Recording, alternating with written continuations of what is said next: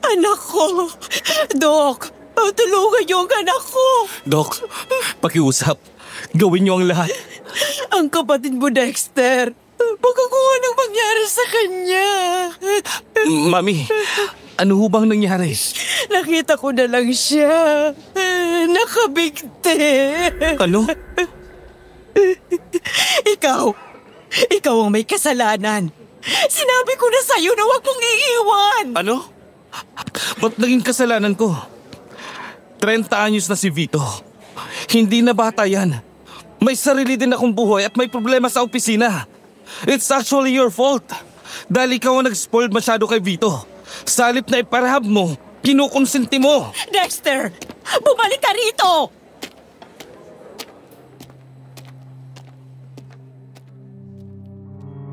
Umiiyak na sumandal si Selma sa pader habang puno ng takot ang kanyang dibdib para sa kaligtasan ng anak na kasalukuyang nire-revive ng mga doktor.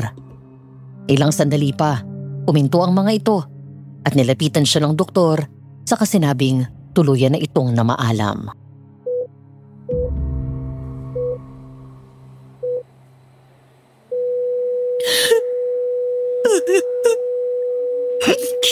Hindi! Ang anak ko! Vito! Hindi ko pwedeng mamatay. Hindi mo pwedeng iwan si Mami. Kailangan mabuhay ka, anak! Maaari kitang matulungan, Mrs. Sino ka? Tawagin mo na lang akong Ponyong at kaya kong tuparin ang hiling mo. Kaya mong buhayin ang anak ko? Oo. Paano? Kunin natin ang katawan niya at iuuwi natin sa kubo ko. Anong gagawin mo? Bubuhayin ko ang anak mo.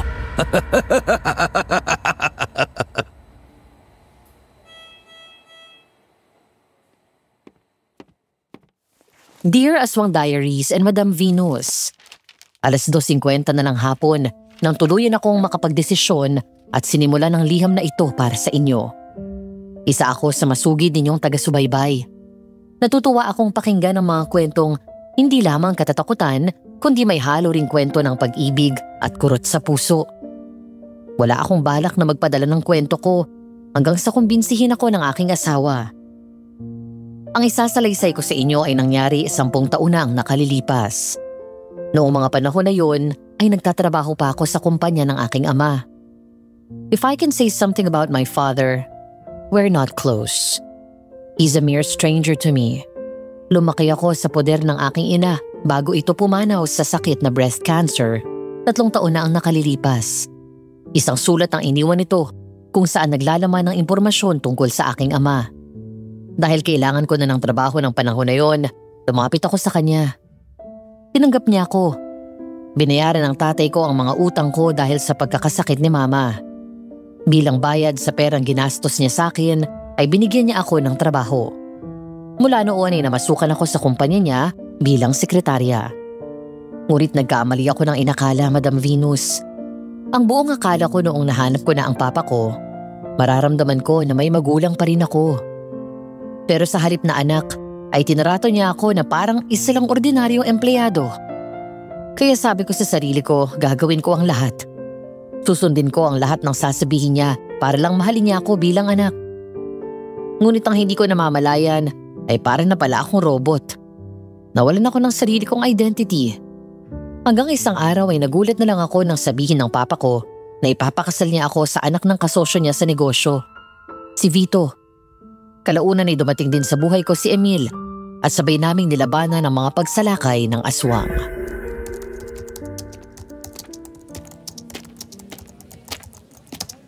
Alice, yung meeting namin ni Mrs. Selma Monteron, nakaschedule na ba? Yes, Papa. Confirmed na rin po nakasama ni Mrs. Monteron ang anak niya. How many times do I have to remind you to call me sir? Always. At all times. Sorry, sir. Yan. Ganyan. Ang simple-simpleng bagay nakakalimutan mo.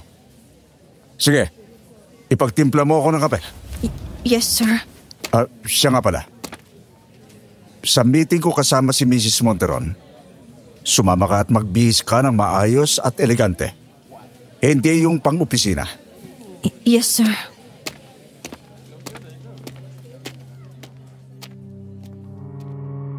Nang makalabas ako sa pribadong opisina ni Papa, mabigat ang dibdib na sumandal ako sa pader at bumuntong hininga habang pigil ang mga luhang nagbabadyang bumagsak. Huminga ako ng malalim at lumapit ako sa mesa ko. Saka ko nilapag ang mga gamit na dala ko. Pagkatapos ay nagmamadali akong pumunta sa pantry at nagtimpla ng kape.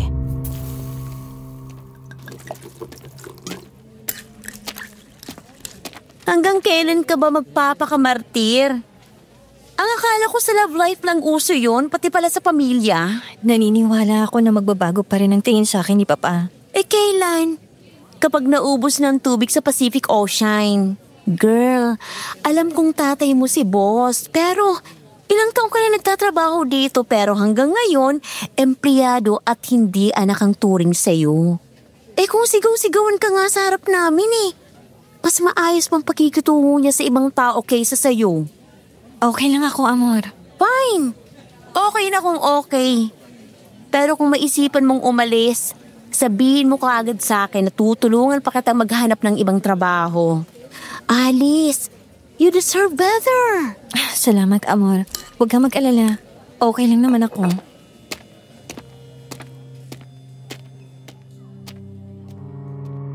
Matapos magtimpla ng kape, ay agad akong bumalik sa opisina ni Papa. Bubuksan ko pa lang ang pinto nang marinig ko na may kausap ito sa telepono.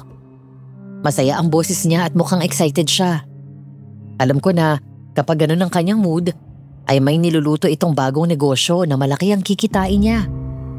Nga pala, Madam Venus, nabanggit ko ba na may ibang pamilya ang papa ko? Kaso hiwalay na sila ng kanyang asawa at ang mga anak niya dito ay walang pakialam sa kanya. Nasa Amerika na ang mga ito at may sariling buhay.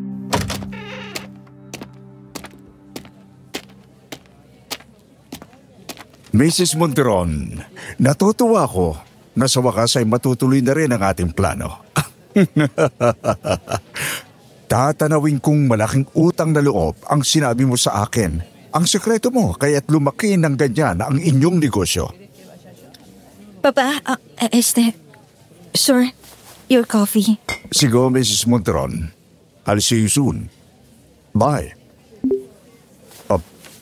Alice, kunin mo itong credit card ko. Mag-shopping ka ng damit mo. Bumili ka rin ng bagong sapatos. Bag.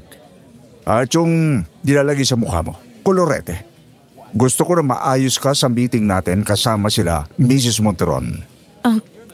Sir, ano po bang klaseng meeting yon? Bakit kailangan ko pa po magbihis? Sige. Sasabihin ko na sa'yo para hindi ka mabigla sa araw na yon. Hindi lang yung basta business meeting. Dahil yon ang araw ng makikilala mo ang mapapangasawa mo. Po? Asawa? Oo. Magpapakasal ka sa anak ni Mrs. Monteron.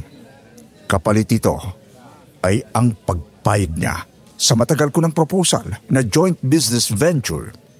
Nakatakda na ang kasal nyo sa susunod na 3 buwan, kaya hindi ka na pwedeng umatras. Pero Papa... Wala nang pero. Susundin mo ang utos ko.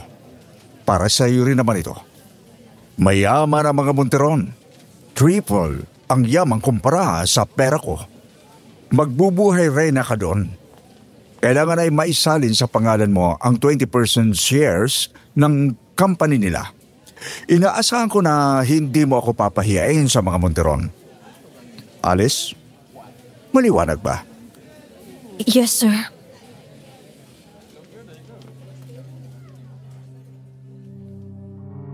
Parang sasabog ang dibdib ko nang iparada ni Amor ang kotse sa harap ng restaurant kung saan naghihintay na ang papa ko at si Mrs. Monteron. Tumingin ako sa kaibigan ko. Si Amor ang nag-ayos sa akin at nag-makeup. Hinatid na rin niya ako para daw hindi na ako mag-commute. Hindi daw kasi bagay sa kulay puti na dress ko.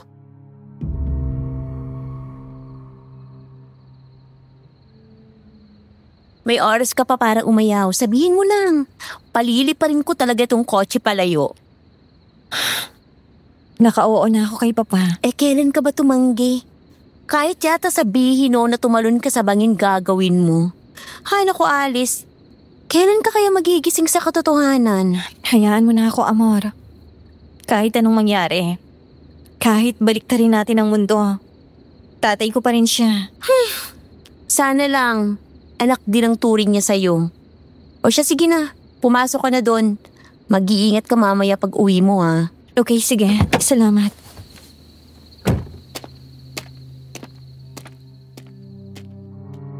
Nang pumasok ako sa loob ng restaurant ay agad kong nakita si Papa sa isang mesa. Kausap ang isang may edad na babae. Mukha itong Donya. Medyo mataba, mestiza at may bahid ng puti ang buhok. Nang lumingon sa akin si Papa, ang kabang naramdaman ko ay biglang nawala nang umiti siya sa akin at kumaway. Nangilid ang luha ko sa mga mata dahil sa saya. Iyon ang unang pagkakataon nang umiti sa akin si Papa. Palapit na ako sa mesa nang may biglang sumabay sa aking matangkad na lalaki. Gwapo ito at mestizo. Pero may kung anong takot ang hatid sa akin ng mga mata niya.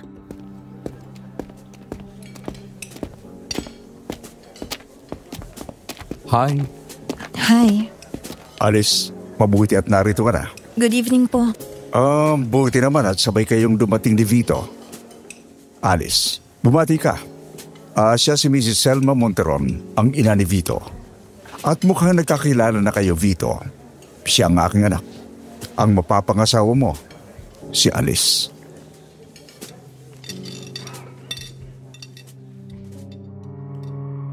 Pinigilan ko ang sarili kong umiyak ng mga sandaling yon, Madam Venus. Sa unang pagkakataon ay tinawag at pinakilala akong anak ni Papa. Pakiramdam ko ay lumulutang ang mga paa ko sa ulap sa sobrang saya. Pero dahil may iba kaming kasama, ay pilit akong nagpakapormal.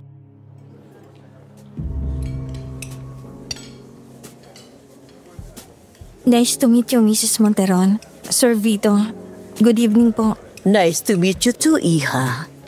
At mami na lang ang itawag mo sa akin. Total naman ay ikakasal na kayo nitong anak ko. Mas maganda ka sa personal. Salamat po, sir. Huwag mo na akong ipo at tawagin na sir.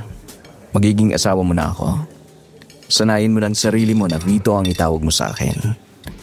O kaya naman, babe, love, mahal, kahit anong gusto mo.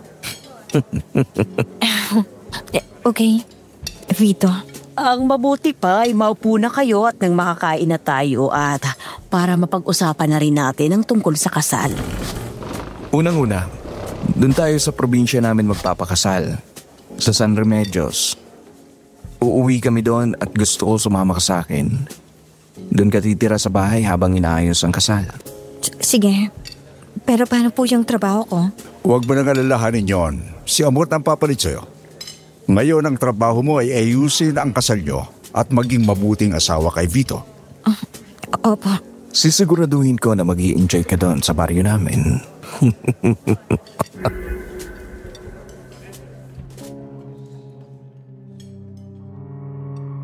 Natapos ang hapunan na yon nang tahimik lang ako at hinayaan ng tatlo na mag-usap. Gwapo si Vito, oo. Pero may aura siya na mabigat. Hindi palagay ang loob ko sa kanya. Pero sinantabi ko ang nararamdaman ko na yon dahil baka kaya ako nasasabi yun ay dahil ayoko naman talagang magpakasal sa isang lalaking hindi ko kilala. Nang gabing yon ay nagpakita ng sweetness sa akin si Vito. Hinayaan ko lang siya dahil sabi ko, kailangan sanayin ko ang sarili ko sa presensya niya. Kaya pagkatapos ng dinner at nagpresenta itong ihatid ako, hindi na ako tumanggi. Nang iparada nito ang kotse sa harap ng apartment, sumili pa ito saka itinuro yun.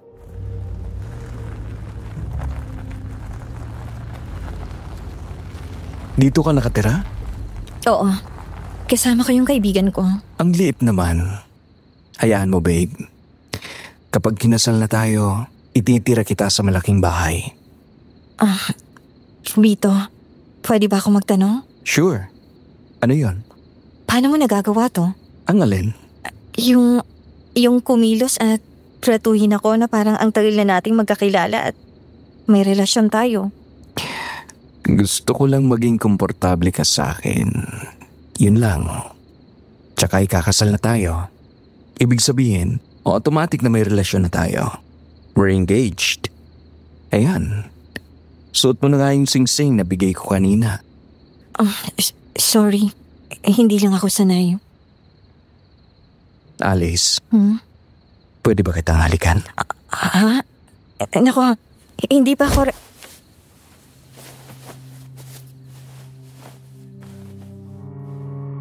Bago ko pa matapos ang sasabihin ko, ay hinila na agad ni Vito ang mukha ko. Naisip ko nung una na tama ito. Kailangan kong maging komportable sa kanya. Kaya sa halip na itulak ito palayo, ay hinayaan ko na lang siyang halikan ako.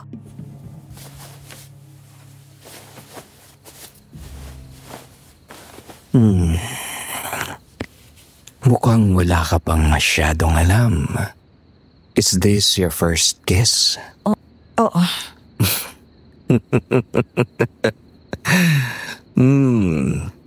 Virgin lips. I like that. Relax, babe. Ako bahala sa'yo.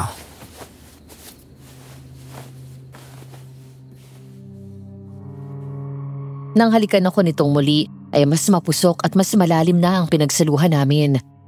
Hanggang sa katagalan, ang halik nito ay nagiging mas mariin. Doon ko na siya pilit na tinulak nang nasasaktan na ako sa sobrang diin ng halik niya. Napalakas ako ng tulak kay Vito nang maramdaman kong kinagat niya ng mariin ang labi ko at sinipsip nito ang dugong lumabas doon.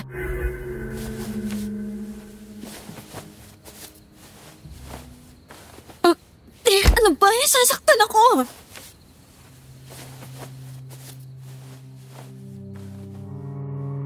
Biglang napaatras ako at sumiksik sa pinto ng kotse. Nang pagtingin ko kay Vito ay nakangisi na ito sa akin na parang demonyo. Habang ang mga mata nito ay nanlilisik at mapula. Pinilig ko ang aking ulo at pinikit. Nang muli akong dumilat ay normal na ulit ang mukha nito. Ngunit nakangisi pa rin.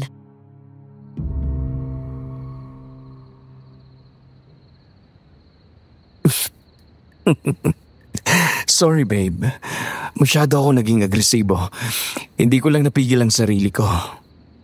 Ang tamis ng labi mo at ang tamis din ng dugo mo. Papasok na ako sa loob.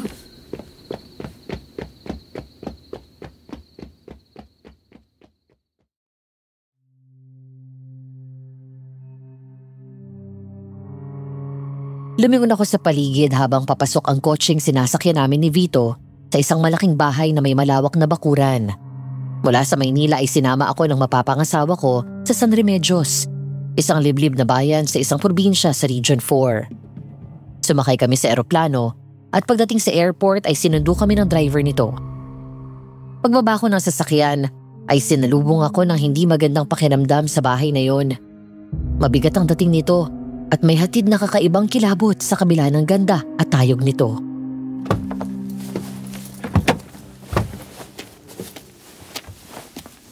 Alice, iha. Welcome home. Thank you po. Babe, simula ngayon, dito na tayo titira. Magiging bahay mo na rin ito kaya feel at home. Salamat. Halika. Pumasok na muna kayo at ang mga katulong ng bahala sa mga gamit mo. Babe, gusto kong makilala mo ang kuya ko, si Dexter, at ang lola ko, si Lola Iska. Hello po. Nice to meet you. Nice to meet you too. Welcome dito sa bahay namin. Thank you. Mano po, Lola? Ay, kaawaan ka ng Diyos. Magandang bata. Sana'y magustuhan mo rito.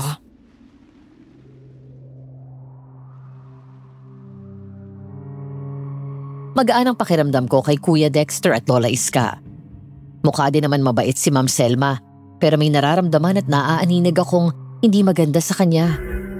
Parang may bumubulong sa puso ko na may hindi tama sa bahay na yon.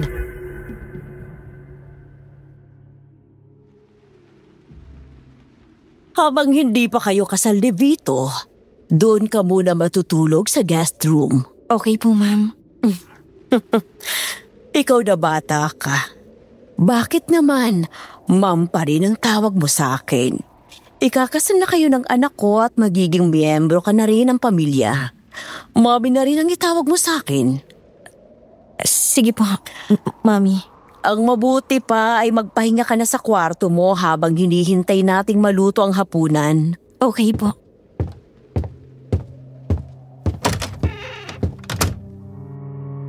Pagdating sa loob ng kwarto ay naupo lang ako sa gilid ng kama at lumingon sa paligid. Maganda at elegante ang silid na yon, pero hindi pa rin mawala ang misteryosong kaba sa dibdib ko. Kaya naman pumikit ako at huminga ng malalim. Baka sakaling mawala itong nararamdaman ko at dala lamang ng nalalapit na kasal namin ni Vito. Matapos yun ay muli akong tumayo at lumapit sa bintana, saka binuksan yun. Natigilan ako nang makita ang isang lalaki na nasa labas ng gate at kausap ni Kuya Dexter. Maya-maya ay tumingala ito sa akin at nakipagtitigan. Gwapo ito. Mas gusto ko ang kagwapuhan nito kumpara kay Vito. Maamo ang mukha, matangos ang ilong, mapula ang mga labi at maganda ang pares ng mga mata nito. Pero may bahid yun na kalungkutan. Hanggang sa magulat ako nang biglang bumukas ang pinto.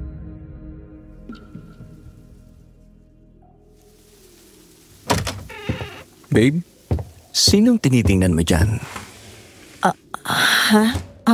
Wala. Tumatanaw lang ako sa labas. Kapag may kailangan ka, puntahan mo na lang ako sa kwarto ko. Si Mami naman kasi, pinaghiwalay pa tayo ng kwarto. Di bali, babe. Mamayang gabi, kakatukin na lang kita dito. Ha?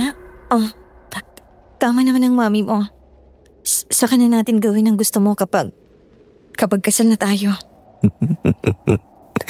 Oo nga pala. Nakalimutan ko na.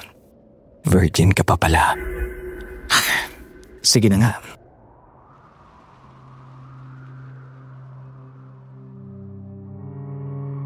Lumipas ang mga oras, naging abala si Vito sa trabaho. Kaya ako naman ay namasyal sa bakuran ng mansyon. Pasado 5:00 na ng hapon at palubog na ang araw. Mas malamig na ang simoy ng hangin at may hatid na kilabot yon na gumagapang sa balat ko. Habang naglalakad ako, ay may biglang humablot sa akin mula sa isang makapal na halamanan.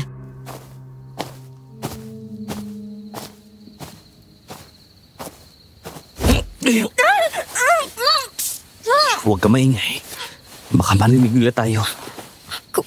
Kuya, bakit po? Anong ginagawa mo dito? Hindi ka dapat sumama kay Vito. Kailangan naming asikasuhin ang kasal namin eh. Hindi mo alam kung anong pinasok mo. Hindi ka dapat magpakasal kay Vito dahil mapapahama ka lang. Kung gusto mong mabuhay na normal, tumakas ka na ngayon din. Habang may oras pa, umalis ka dito sa bahay na to. Kabilugan ng buwan ngayon. Kailangan makaalis ka bago lumalim ang gabi. Bakit kuya? Ano bang Huwag ka na magtanong. Basta sundin mo na lang ako. Dexter, halika nga dito. Kapag nakapagdesisyon ka na, sabihin mo sa akin na tutulungan kita. Nandyan na, Mami!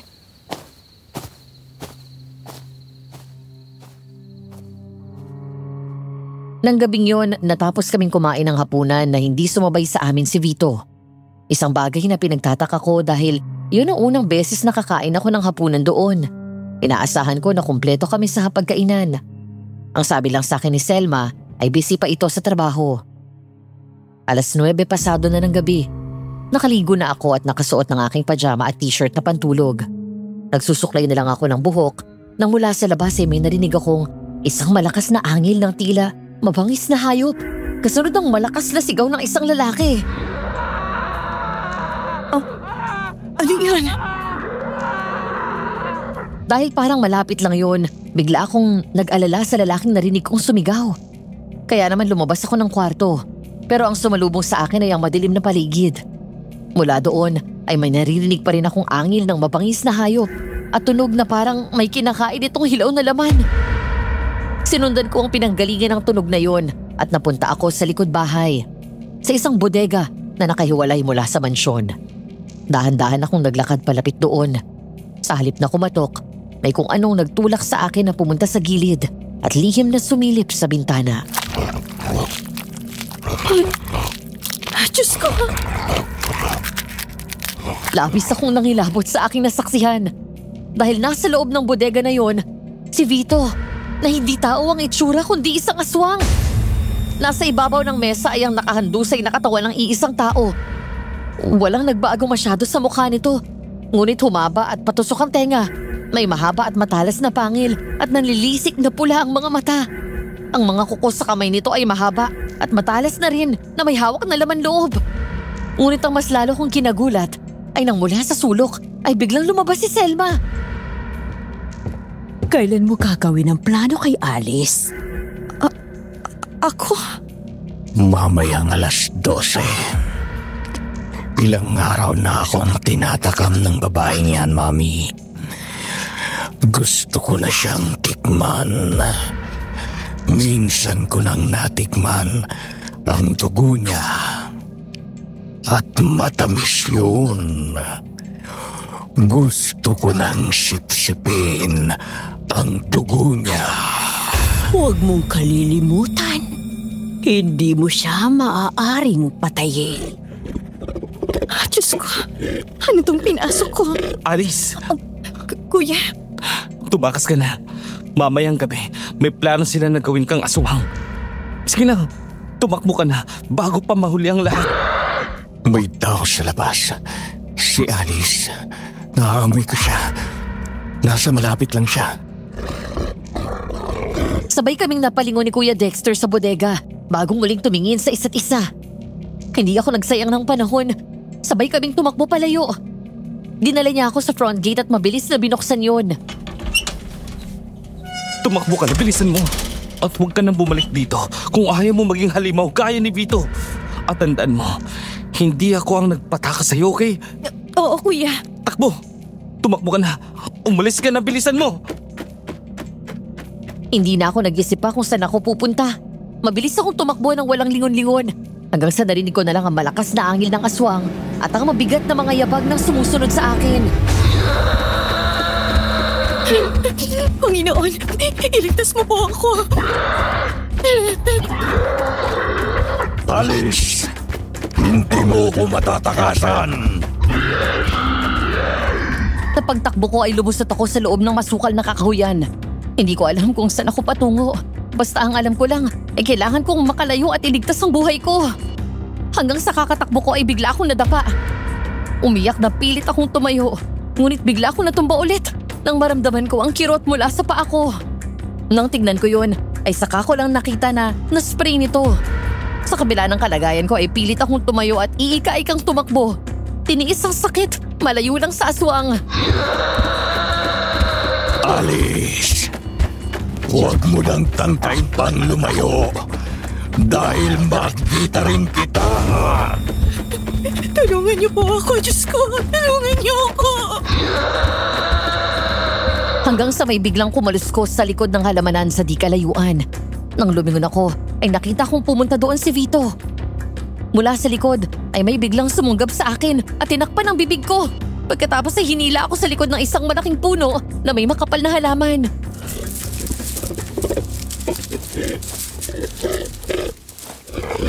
Huwag ka maingay kung ayaw mong makita ka niya.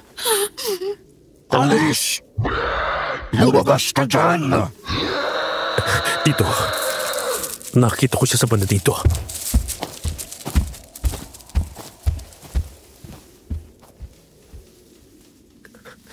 Wala na yung aswang.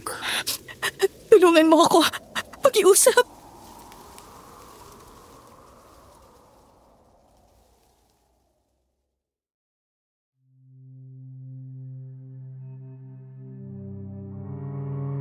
Bigla akong bumalikwas ng bangon nang magising ako at makitang nasa isang silid ako na hindi pamilyar sa akin. Ang damit ko ay duster, sa halip na ang pantulog na suot ko kagabi. Naroon ako sa silid ng isang estrangherong bahay at sa tabi ko ay bukas na bintana. Nang maramdaman ko ang malamig at sariwang simoy ng hangin ay napanatag ang kalooban ko kahit hindi ko alam kung nasaan ako. Sumilip ako sa labas at nakita ko ang malawak na palayan. Ilang sandali pa, bigla akong sumiksik sa sulok ng kama nang biglang pumasok doon ang isang lalaki. Bigla akong naalala si Vito kaya bumalik ang takot ko.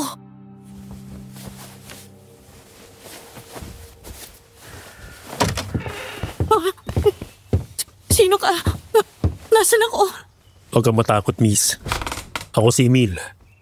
Ako yung lalaking tumulong sa'yo kagabi. Nandito ka sa bahay ko. Nung umalis ang aswang kagabi, nawalan ka bigla ng malay dahil sa sobrang takot mo. Hindi ko naman alam kung saan ka nakatira kaya dinala kita dito. Huwag ka munang kikilos dahil medyo magapang pa mo. Salamat. Ikaw bang nagpalit ng damit ko? Huwag kang mag-alala, hindi ako. Yung babaeng kapitbahay ko. Anong pangalan mo? Alice. Ikaw yung babaeng bagong dating dun sa mansyon ng mga Monteron, di ba? Ikaw yung nakita ko sa bintana kahapon. Siya nga pala, nagandaan na ako ng almusal. Bumaba ka na dyan sa papag para makapag-almusal na tayo. Kaya mo bang maglakad? Oo. Kaya naman siguro. Pagkatapos, ihahatid na kita sa mansyon. Wag! Nagmamakaawa ako. Wag mo akong ibabalik doon. Bakit naman? Pilit akong pinapakasal ng papa ko kay Vito. Kahit na ayoko. Natakot ako na baka may gawin siya sa akin na masama kaya tumakas ako. Tapos nakita ko ng aswang kaya hinabol niya ako. Ganun ba? Taga-saan ka ba? Sa Maynila pa. Ang layo? Wala akong ibang mapupuntahan. Emil, wala akong kilala dito. Pwede bang dito muna ako? Pangako, hindi ako magiging abala. Tutulungan kita sa gawain dito. Marunong din ako magtanim. Konti. Sige, dito ka muna kung gusto mo. Hindi naman kaya ng konsensya ko na pabayaan ka sa labas. Lalo at totoong may kumagalang aswang dito sa gabi. Kaya ba may mga bawang na nakasabit sa mga bintana mo? Oo. Pero huwag kang mag-alala. Hindi naman nagagawin dito yun. Naniniguro lang ako kaya ako nilagay yan. Ang mabuti pa, umaba ka na dyan na makakain ka na.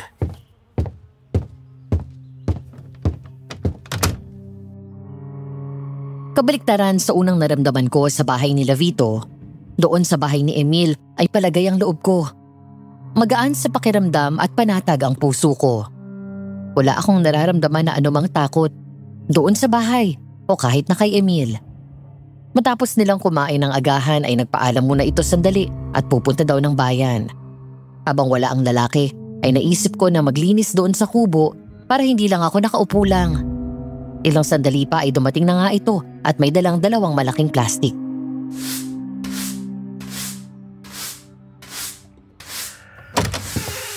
Alice? Uy, ba't parang ang dami mo namang dala? Bumili kasi ako ng ulam natin para hanggang mamayang gabi saka binilan din kita ng mga gamit mo't damit. Hindi ko alam kung magugustuhan mo pero sana kasya eh. Salamat, Emil. Ang laking abala ko na nga na natulog ako dito. Binilhan mo pa ako ng gamit. Okay lang yun. Sabi kasi ng lola ko, wag daw maging madamot sa mga nangangailangan ng tulong. Dahil pagpapalain ka ng 10 doble ng Diyos. Kung makukuha ko lang sana yung gamit ko sa bahay ni Vito. Huwag ka mag-alala. Gagawan ko ng paraan yan. Kakausapin ko si Kuya Dexter. Close kayo? Oo nga pala. Nakita ko magkausap kayo kahapon. Sa bagay, mapagkakatiwalaan talaga siya. Siya rin ang tumulong sa akin na tumakas kagabi kay Vito. Kaya huwag kang mag-alala. Kakampi mo yun. Pero habang wala pa dito yung mga gamit mo, pagtsagaan mo muna itong mga binili ko ha. Nagpatulong ako kay Manang, yung kapitbahay ko na nagbihis sa'yo. Salamat ulit. Dahil dyan, habang nandito ako muna magluluto ng pagkain natin. Hindi ka obligado ha. Siyempre, tutulong pa rin ako.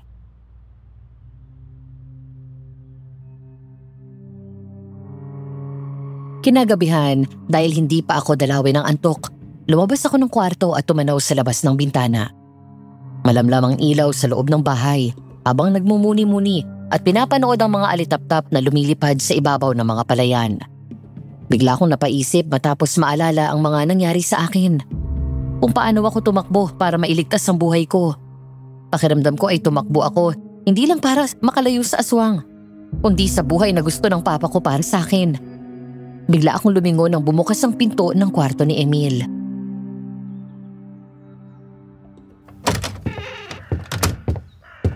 Oh, nandito ka pala. Ang akala ko tulog ka na. Hindi pa ako inaantok eh. Ako rin. Gusto mo ng pampantok? Umiinom ka ba ng beer? Oo naman. Ano nga palang gusto mong ulam bukas ng tanghali? Yun ang iluluto ko. Ikaw, ano bang gusto mo? Kung anong gusto mo, yun ang iluto natin. Yung gusto ko? Tinatanong mo kung anong gusto ko? Oo naman, bakit hindi? Parang masarap magluto bukas ng bistek Tagalog. O sige, yun ang ulam natin.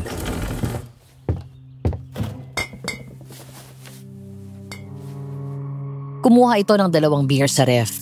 Pagkatapos ay konting pulutan, saka pumesto sa harap ko. Ngumiti ako at uminom doon, saka muling tumanaw sa labas.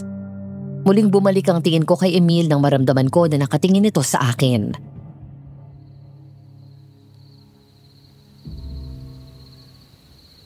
Bakit? Wala. Naisip ko lang kung bakit ka umayaw kay Vito. Gwapo naman yun. Maganda ka. Bagay kayong dalawa. Ayoko sa kanya. Hindi palagay ang loob ko. Tsaka pakiramdam ko, hindi ako ligtas kapag kasama siya. Paano yan? Tsaka hinahanap ka na nila. Baka nga sinabi na nila sa papa mo na lumayas ka. Ewan, bahala sila. Alam mo, nung tumakas ako, nung magdesisyon ako na lumayo, dun ko lang naisip na sa unang pagkakataon, sariling kagustuhan ko naman ang sinunod ko. Anong ibig mong sabihin? Anak lang ako sa labas ng papa ko. Hindi ko siya nakilala buong buhay ko. Hanggang sa mawala si mama. At sa sulat na iniwan niya para sa akin, binigay niyang pangalan ni papa. At kung saan ko siya mahanap. Pumunta ako at nagpakilala.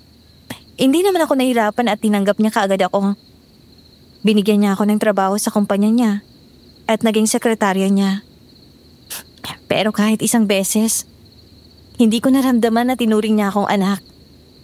Empleyadong turing niya sa akin. Inuutusan. Sinisigawan sa harap ng karamihan. Ayaw na ayaw niyang tinatawag ko siyang papa. Kaya naisip ko, kapag sinunod ko lahat ng gusto niya, eventually, mamahalin din niya ako bilang anak. Kaya lahat ng sabihin o iutos niya, hindi ako tumatanggi. Oo lang ako ng oo. Kaya nung pinagkasundo ka niya kay Vito, umuo ka na lang din. Kaya ba parang nagulat ka na tinanong ko kung anong gusto mong ulam? Oo. Dahil hindi ako sanay na may nagtatanong sa akin kung anong gusto ko. Hindi ako sanay na may humihingi ng opinyon ko. Pero kagabi, naramdaman ko na masarap pala sa pakiramdam kapag sinusunod ko ang sarili ko. Yung ako naman ang nasunod at hindi ang papa ko. Yung hindi dinikta sa akin. Pareho pala tayo.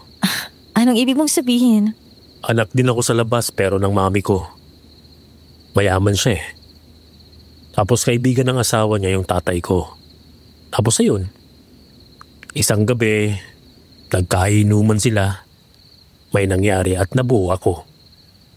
Hindi siya iniwan ng asawa niya pero sa kondisyon na hindi ako ititira ni mami sa bahay. Pagkapanganak niya sa akin, binigay niya na lang ako sa tatay ko. Mula noon hanggang ngayon, para din akong ibang tao sa paningin niya. Buti nga ikaw nakakasama mo kahit papaano. Ako, itapunan ng tingin hindi niya ginagawa. Tingnan mo nga naman, 2 anak sa labas nagkatagpo. Dinala ka yata ng Diyos dito para sabihin sa'yo na hindi ka nag-iisa. Na marami tayong nasa ganitong sitwasyon. Pero kahit ganoon si mami, maswerte pa rin ako sa kuya at lola ko. Kung hindi ako pinapansin ni mami, pinupunan nila ang pagkukulang niya. Itong bahay na to, bigay ni lola to. Itong 2 hektaryang lupa na to, pinamana sa akin ni lola nung mamatay si tatay. Minsan nga binibigyan pa ako ni na lola at kuya ng allowance eh. Buti ka pa. Ako kasi yung mga kapatid ko sa ama, hindi ko nakilala. Iniwan na nila si papa at sumama sa mami nila sa US. Doon na sila nakatira. Ikaw, wala ka bang pamilya o girlfriend? Di kung meron, hindi kita pinitira dito. Oo nga naman. May naging girlfriend ako. 3 years ago pero naghiwalay din kami. Nag-abroad kasi siya tapos ayun, pinagpalit ako sa kasama niya sa trabaho. Wala noon, puro trabaho sa bukid na ang inaasikaso ko. Sunog na nga ang balat ko sa kakabilad sa araw eh. Bagay naman sa'yo. Lalaking dating mo. Anong plano mo ngayon? Baka kapag nahanap ka ng papa mo, ituloy pa rin nila ang pagpapakasal nyo ni Vito. Magpapakamatay na lang ako kaysa ikasal sa demonyong yun. Magtago ka dito hanggang gusto mo. Hanggang sa hindi mo pa alam ang susunod na gagawin mo. Masaya naman ako na nandito ka. At least ngayon, may kausap na ako. Hindi yung lagi ako mag-isa. Salamat ulit, Emil. Wala nga naman.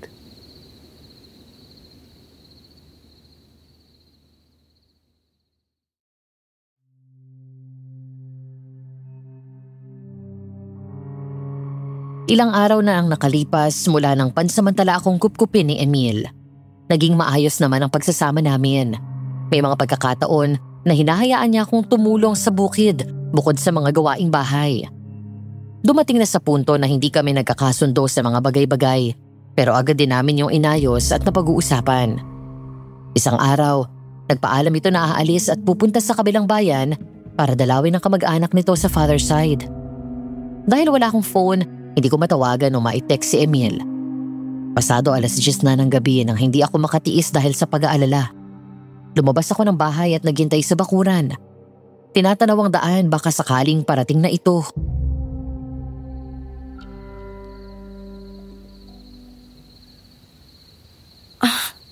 Nasaan na kaya yun?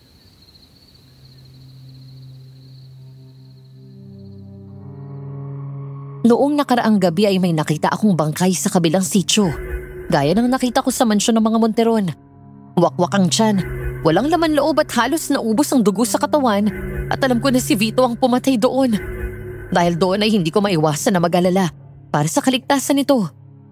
Pabalik na ako sa loob ng bahay nang matigilan ako matapos gumalaw ang mga halaman sa di kalayuan.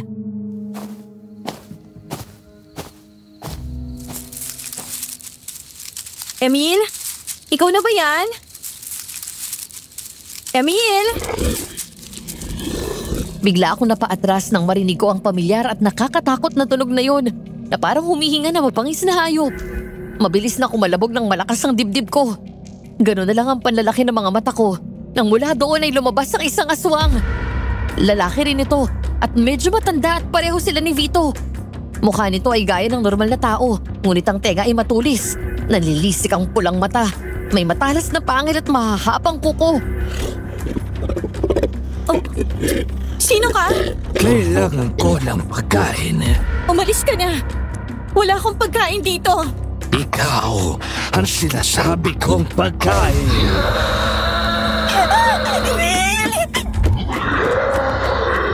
Mabilis akong tumakbo papasok ng bahay. Bago pa ako naabutan nito ay nakapasok na ako sa loob. Agad kong tinulak ang pinto, ngunit naabutan ako ng aswang. Pilit nitong binubuksan yon, habang pilit kong nilalabanan ito. Naiyak ako sa sobrang takot. Doon ko lang naalala na walang nakasabit na pangontra sa pinto dahil hindi naman kami sinasalakay ng aswang mula nang tumira ako doon, kaya kampante ako. Samantalang mas nananaig ang lakas nito at naitutulak ang pinto. Halos sumagis ako at napaupo sa sahig. Akin ka na ngayon. Mabilis akong tumakbo papunta ng kusina. Nasa kitchen counter na ako at nahawakan ko na ang garapon ng asin nang maabutan ako ng aswang. Kinablot ako nito sa buhok at hinila, kaya nabitawan ko ang garapon at nabasag yun. Pagkatapos isinakal niya ako at kahit na mas matanda ito, nagawa pa rin niya akong iangat sa sahig.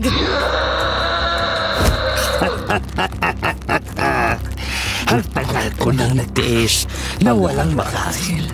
Masyadong gama ng mag-ina na yun at hindi tumutupad sa usapan. Ngayon, ako mismong papatay sa iyo. Unang kunang dito na yun.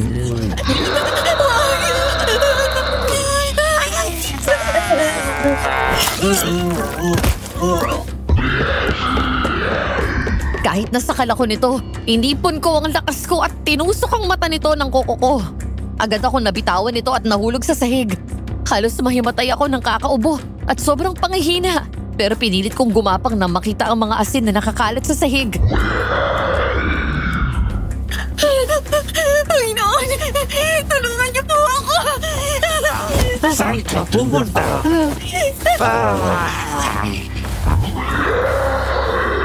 Nadakot ko na ang asin nang bigla akong hilahin sa paa ng aswang. Pagkatapos sinakyan ako nito sa ibabaw at binuka ang kanyang bibig. Nang kakagatin ako nito, ay bigla akong pinakain dito ang asin at mula sa likod ay may sumaksak dito. Animal ka! Nawala lang ako saglit pero pinasok mo ang bahay ko!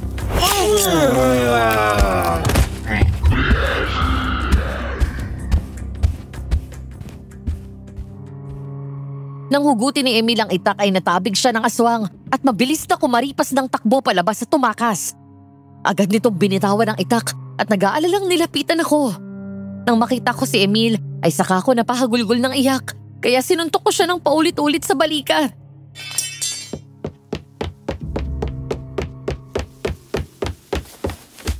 Nakakainis ka. Iniwan mo ako dito. Kanina pa ako naghihintay sa'yo. Sorry na. Hindi ko naman nakalain nagagabihin ako eh. Ayaw akong paalisin kaagad ng mga pinsang ko doon. Pangakala ko mamamatay na ako eh. Hindi mangyayari yun. Nandito ako. Poprotektahan kita. Halika na. Tumayo ka na dyan. Oh, may sugat ang kamay mo. Dahil sa bubog siguro yan. Galing din sa garapan na nabasag. Pumunta ka na sa kwarto mo at susunod ako doon para gamutin yan.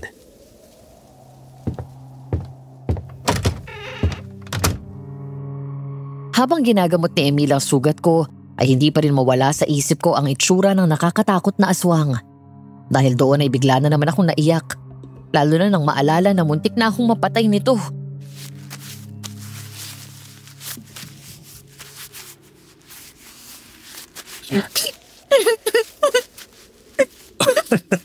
Oh, ba't umiiyak ka na naman?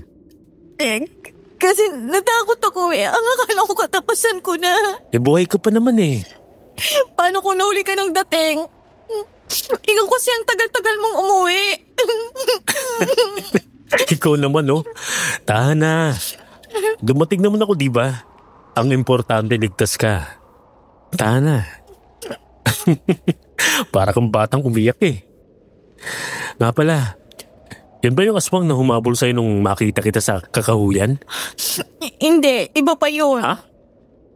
Dalawang aswang?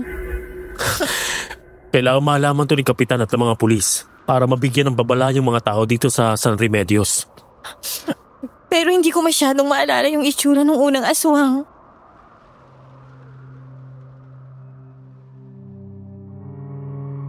Oo, Madam Venus. Nagsinungaling ako. Hindi ko sinabi na ang isa pang aswang ay si Vito. Naunahan ako ng takot para sa kaligtasan ni Emil dahil kilala niya ito.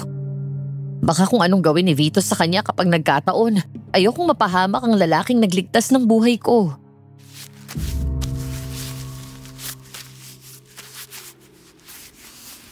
Huwag kang mag-alala. Makikilala din natin siya oh. Oh, ayan. Okay na yung sugat mo. Matulog ka na. Ayusin ko lang dun sa labas. Maglalagay na ako ng mga pangontra pati sa pinto. Sige. Good night. Good night.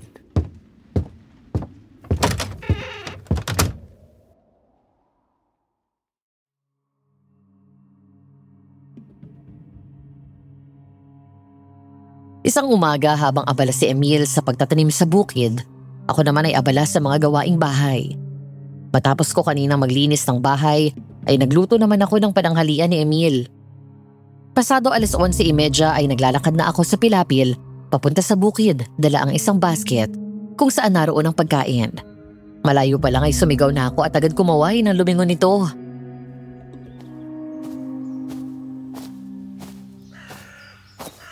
Emil! Emil! Oh, bakit pumarito ka pa? Uuwi naman ako eh. Uuwi? Anong oras pa?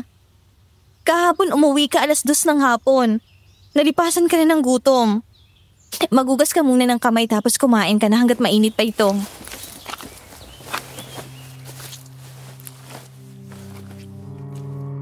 Nagmamadali itong umahon muna sa palayan at naglinis ng mga kamay at paa.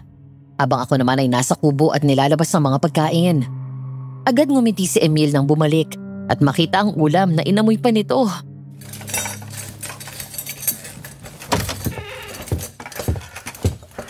Wow! Ang bango ah. Ano to? Para siyang adobo pero may kamatis. Adobo sa kamatis kung tawagin namin. Natutunan ko lang to kay mama nung buhay pa siya. Pinakulaan lang sa bawang, sibuyas, kamatis yung baboy. Tapos tinimplahan ng toyo at konting tomato sauce. Hanggang lumambot yung baboy. Ang sarap naman ito. Sarsa palang ulam na. Buti naman nagustuhan mo. Alam mo, mula nang dumating ka at ikaw nang nagluluto, pansin ko, nadadagdagan ang timbang ko. Ang sarap mo kasi magluto eh. Sa ganung paraan man lang makabawi ako sa tulong mo sa akin. Minsan nga napapansin ko, nasanay na ako sa bahay mo. Sigurado kapag nakabalik ako sa Maynila, maninibago na ako. Eh di, huwag ka na lang umalis para hindi ka na manibago. Ha? Wag na akong umalis? Oo. Huwag ka nang umalis kung gusto mo. Welcome ka naman sa bahay. Pero, Emil, hindi tama na magtagal ako sa bahay mo. Wala naman tayong relasyon.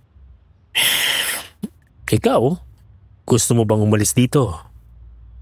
Gusto mo bang bumalik sa Maynila? Doon sa tatay mo na hindi ka naman pinapahalagahan.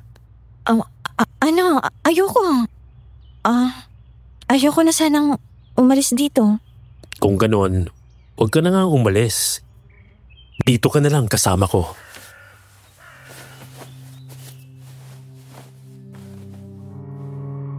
Natigilan ako nang umangat ang kamay ni Emil at hinawi ang mga hibla ng buhok na tumabing sa mukha ko dahil sa hangin. Pagkatapos ay sunod nitong hinaplos ang pisngi ko bago hinawakan ng kamay ko at hinalikan ito. Nang mga sandaling yon, Madam Venus, alam kong nahulog na ang puso ko sa kanya. Hindi ko akalain na posible pala yun. Na hindi lang sa mga teleserye at pelikula nangyayari. Ang mahulog ang loob ko sa isang taong mistulang na estranghero. Hindi ko alam kung mali, pero pakiramdam ko naman ay tama.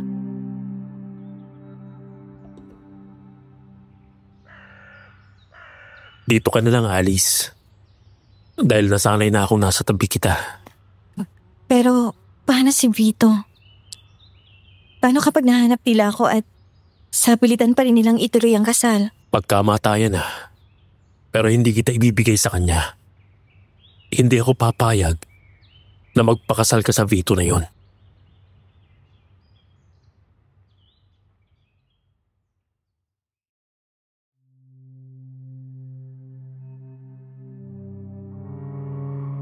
Lumipas pa ang mga araw at linggo. Habang nagtatagal ako sa piling ni Emil, mas lalo kaming napapalapit sa isa't isa. Mas lalong lumalalim ang samahan at nararamdaman namin. Unti-unti nang nabubuo sa isip ko na hindi na ako aalis pa. Ngayon ay iisipin ko naman ang sarili ko. Pipiliin ko naman maging masaya. Yung ako naman ang masusunod at hindi ako susunod na lang sa gusto ng iba. Isang araw dinala ako ni Emil sa bayan para mamasyal at bumili na rin sa palengke at grocery ng mga pagkain sa bahay.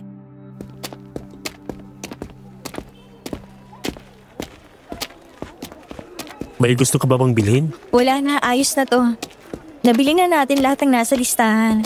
Nag-enjoy ka ba sa pamamasyal? Oo naman. Ang ganda ng pinanood natin sa sine. Kinilig ako. Thank you ha. Bakit ka nag-thank you? First date natin to. Natural, gusto ko. Ako lahat ang gastos. Nga pala, nakausap mo na ba si Kuya Dexter para makuha yung mga gamit ko? Oo, nung nakaraang linggo pa lang magkita kami, nasabi ko sa kanya na sa akin ka nagtatago. Nakahinga nga siya ng maluwag dahil alalang-alala sila ni Lola Iska sa'yo. Tiyempo daw siya na wala sa bahay si Ma'am Selma at Vito. Mabuti naman kung ganon. Pero kung hindi na ako aalis dito, paano si Vito? Hindi pa rin ako ligtas dahil tsak na malalaman niya ang pinagtataguan ko sa ayaw at sa gusto natin. Di ba sabi ko, akong bahala sa'yo. Magtiwala ka sa akin dahil hindi kita pababayaan. Kung sakaling mahanap nila tayo, huwag kang mag-alala. May pagtataguan pa tayo. Ang mabuti pa, umuwi na tayo at malapit na magdilim.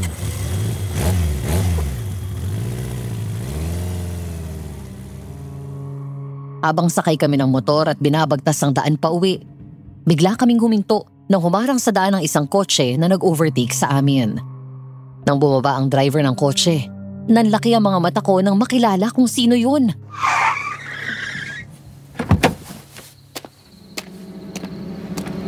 Sa wakas, nahanap din kita. Vito! Kumapit ka. Alice!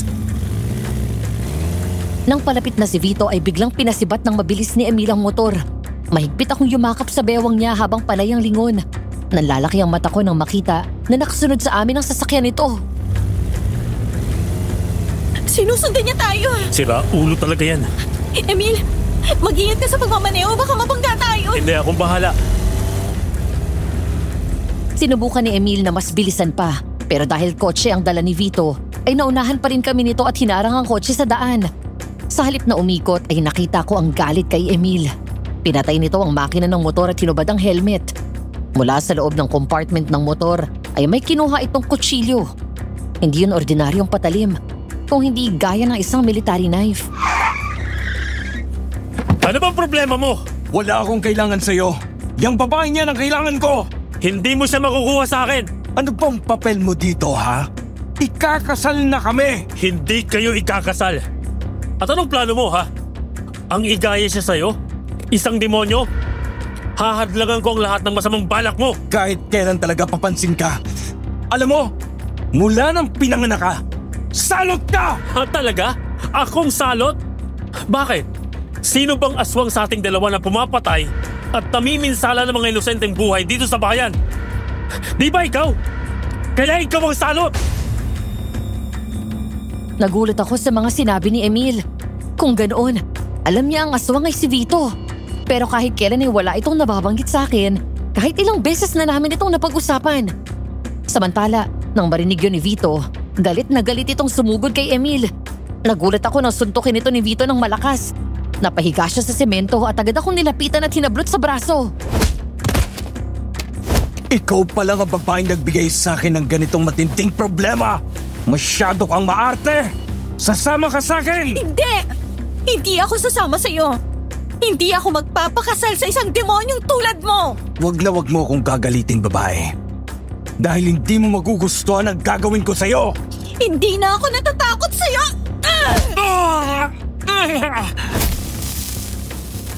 Nang tuhurin ko ng malakas ang pagitan ng dalawang hita nito, ay sinundan ko yon ng biglang pagsaboy ng asin sa mukha nito. Kanina nang bumaba si Emil, ay agad kong kinuha ang asin sa supot na binili namin sa palengke. Mabilis naman lumapit si Emil at sinipa, sinuntok at sinaksak ito sa tagiliran. Nang matumba ito sa semento, ay matapang itong sinugod ni Emil at hinablot sa kwelyo ng damit. Bahagya siyang napaatras sa gulat nang biglang magbago ang mukha ni Vito at naging aswang at malakas na umangil. Lumabas na rin ang totoong anyo mong hayop ka! Papatayin kita! Bastardo ka! Bumangon si Vito at sinakal si Emil, saka binalibag sa lupa. Hindi naman ito nagpatalo at sinakal din sa leeg ang aswang. Nang tumingala ako, doon ko lang nakita ang bilog na buwan. Lalapitan ko na sana ang dalawa para sabuyan ito ng asin nang may humablot sa braso ko. Nang lumingon ako, nakita ko si Selma. Galit at masama ang tingin sa akin. Subukan mong saktan ang anak ko! Hindi na tao ang anak niyo! Demonyo na yan! Hindi demonyo ang anak ko! Nagbabaliw ka na! At ikaw na babae ka! Sasama ka sa amin ngayon at matutuloy ang kasal! Malaki na ang pera na ibigay ko sa ama mo! Wala na akong pakialam sa pera o sa anumang kasunduan niyo! Nagbago ng isip ko. Ngayon sarili ko naman ang susundin ko. At hindi ang kung anong idinidikta niyo sa akin! Niloko niyo kami ni Papa! At tinago mong totoong katauhan ni Vito! Pumayag ka mismo sa kasal na to! Dahil ang akala ko mati yung tao ang anak mo! Hindi ko akalain na sa isang kampo ng Diablo mo ako ipapakasal! Bitiwan mo ako! Malakas kong tinulak ang matandang babae. Pagkatapos ay binato ko ang asin kay Vito. Samantala, si Emil naman ay nadampot ang kaninang patalim na nabitawan nito. At yun ang pinagsaksak sa balikat ni Vito. Papatayin kitang demonyo ka! Ang anak ko! Vito! Hanggang ngayon ba? Naswang na yung anak nyo? Ini-spoil nyo pa rin? Marami ng taong namamatay dito sa bayan natin. Kumising naman kayo. Hindi na tao yan. Wala kang pakialam! Dahil mas mahalaga na hindi magutom ang anak ko! Bakit? Sino ka ba? Oo nga naman, no? Sino ba ako? Halika na. Umalis na tayo. Bilis! Baka abutan na naman niya tayo! Anong tinatanga-tanga mo dyan mo? Pigilan mo sila!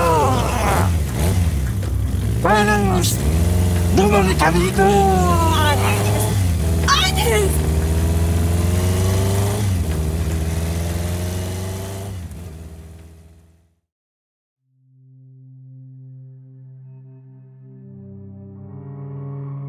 Nang makarating kami sa bahay ay agad kaming nagsarado ng mga bintana at pinto. Siniguro din namin na nakasabit ang mga pangontra para hindi makapasok si Vito sakaling makasunod sa amin.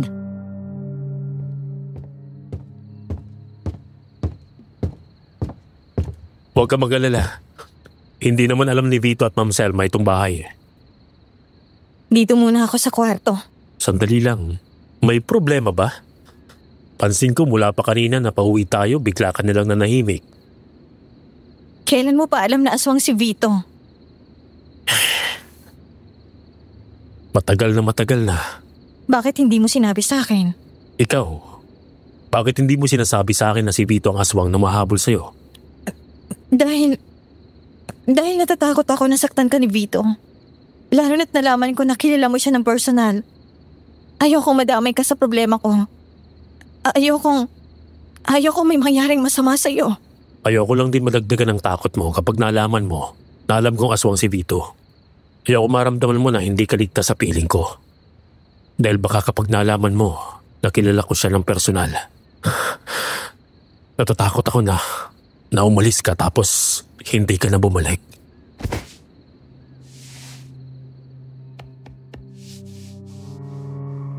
Lumapit si Emil sa akin at niyakap ako ng mahigpit. Pagkatapos ay hinawakan ako sa magkabilang pisngi at pinagdikit ang noo namin. Hindi ko na rin napigilan ang sarili ko, Madam Venus. Nang halikan ako ni Emil sa labi, ay agad akong tumugon.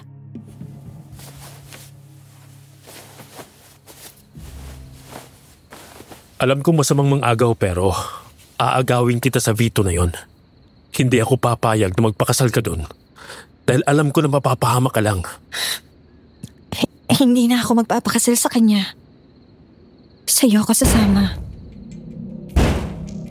Bigla kaming napalingon at halos tumalon ako sa gulat at umatras nang marinig ang malakas na kalabog ng pinto at bubong. Parang sasabog ang dibdib ko sa magkahalong kaba at takot. Tumama ang hinala ko nang marinig ko ang nakakatakot na boses sa aswang ni Vito. Alis! Lumabas ka dyan! Umayaw mong dibayin ko itong pinto na to! Nasundan niya tayo! Siguradong yung aswang na naunang sumugod dito ang nagsabi sa kanya. Bilis! Kumuha ka ng mahalagang gamit. Aalis tayo dito. Alis! Lumabas ka sabi dyan! Kapag nakapasok ako dyan, papatayin ko yung bastardong Emil na yan! Bilis! Halika na! Hinablot ko ang bag saka nagmamadali kaming lumabas ni Emil sa likod bahay. Dahan-dahan at halos gumapang kami sa damuhan palayo. Huwag lamang kaming marinig ng mga aswang. Parang sasabog na naman ang dibdib ko sa kaba habang panay ang lingon ko. Mula doon sa pwesto namin, nakita ko sa bubong ang aswang na pumasok sa bahay. Diretso lang. Huwag kang hihinto. Kailangan makalabas tayo dito. Natatakot ako, Emil. Lakasan mong loob mo. Kasama mo ako. Hindi kita iiwan. Alis! Lumabas ka doon! Mukhang nakitakas na agad sila. Kasalanan mo to, tanda. Kung sinabi mo lang sa akin agad nang bastardong yon ang nagtatago kay Alice, eh dinakuha ko na siya agad. Hanapin ang babae yon. Binilisan namin ang gapang hanggang sa nakalayo kami. Doon kami tumayo ni Emil at magkahawak kamay na tumakbo ng mabilis palayo. Walang lingon-lingon. Basta tumatakbo lang kami na walang tigil. Hanggang sa narinig na lang namin na may nakasunod sa amin. Nandito sila! Alice! Diyos ko! Emil! Ayun na sila! Bilisan mo! Pero kahit anong bilis ng takbo namin, ay naaabutan pa rin kami ng dalawang aswang. Bigla kaming huminto at agad hinaharang ni Emil ang sarili niya nang masukol kami ng mga ito. Nilabas nito ang itak at may inabot siya sa akin na isang bag. May laman yung isang malaking supot na may laman na parang pulbos at isang katulad ng isang latigo. Ibato mo sa aswang yung pulbos na yan at hatawin mo sila ng buntot pagi kapag nagtangka silang lumapit. Ibigay mo sa akin ang babaeng mapapangasawa ko, Emil! Hindi na siya sa'yo! Naagaw ko na siya at akong mahal niya! Hindi ikaw! Tumahimik ka! Walang sayo dito dahil hindi ka naman dapat na buhay! Malas mo! Dahil nandito na ako! Papatayin kita! Kung kaya mo! Nanlaki ang mga mata ko nang sabay sumugod ang dalawang aswang. Mabilis ang galaw ni Emil. Winasiwas niya ang itak sa hangin at tinamaan ng talim nito ang matandang aswang. Bigla itong napaatras, sabay hawak sa dibdib nitong nasugatan. Habang si Vito ay nalundagan si Emil. Natumba ang dalawa sa lupa at gumulong. Mabilis akong kumilos at hinataw ng buntot pagi si Vito. Kukuhanin ko pa lang ang sinabi ni Emil na pulbos. Nagulat ako nang bigla kong hablutin mula sa likod ng matandang aswang. Binalibag ako nito sa lupa at nakalmot sa braso ng mahabang kuko nito.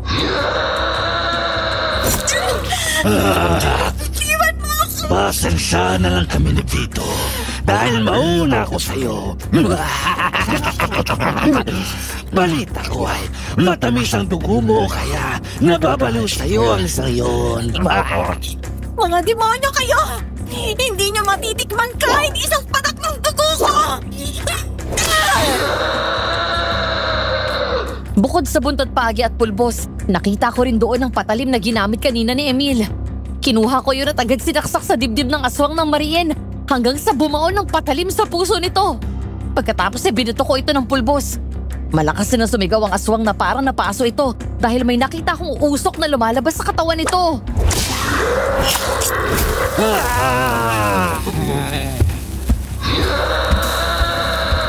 Mabilis na kumaripas ng takbo ang matandang aswang. Kahit masakit ang katawan ko dahil sa pagbalibag sa akin ng aswang, pilit akong tumayo. Nang mga sandaling yon ay nagpapambuno si Emil at Vito. Hawak ni Emil ang itak pero ang talim ay nakatutok sa kanya habang pilit yung tinutulak ni Vito.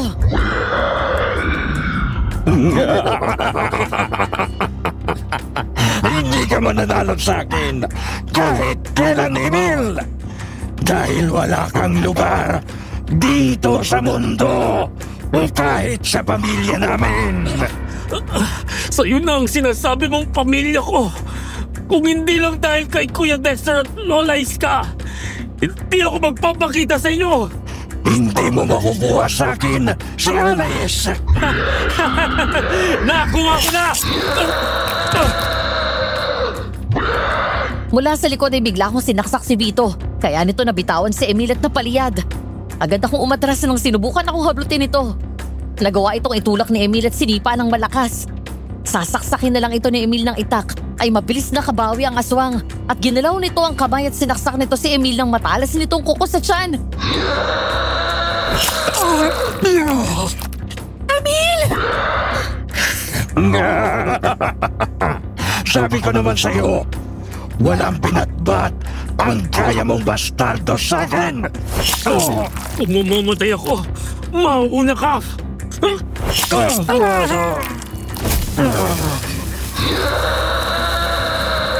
Muling sinaksak ni Emil si Vito at bigla kong binato ito ng pulbos sa mukha at doon siya sumigaw ng malakas.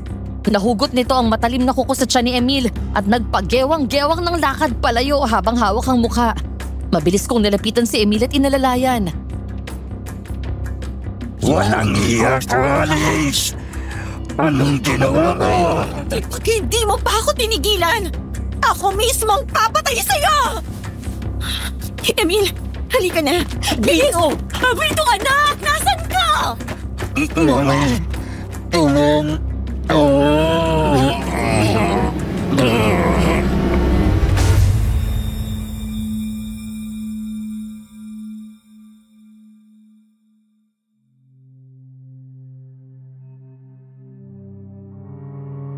Nang makarating kami sa isang kubo sa liblib na bahagi ng kakahuyan, agad kong ginamot ang sugat ni Emil. Sa kabila ng kanyang kalagayan, ay nagawa pa rin niyang ituro sa akin ang gagawin. Nang makatulog ito ay saka pa lang nawala ang pag-aalala ko. Dahil may alam din naman ako sa bukid, habang tulog si Emil ay kumuha ako ng mga gulay at sinabawan ko yun. Mabuti na lang at may bigas doon sa kubo, kaya nakapagluto ako ng makakain namin. Magtatanghalian na nang magising si Emil. Nang sinubukan itong bumangon ay agad ko siyang inalalayan at sumandal sa pader. Mabilis akong kumuha ng tubig at pinainom sa kanya. Pagkatapos sinaupo ako sa gilid ng papag.